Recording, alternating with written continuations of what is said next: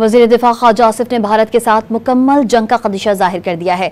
अमरीकी media CNN को interview में दो टोक पैगाम दिया कि पाकिस्तान कशीदगी बढ़ाना नहीं चाहता, लेकिन भारत सूरत हाल मजीद संगीन बनाया जा रहा है।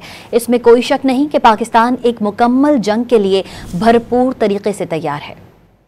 There is a possibility of this conflict, expansion of this conflict into a full-fledged war, which we are trying to avoid. But crossing the international boundary, this is the clear-cut violation and invitation to expand the conflict, and maybe,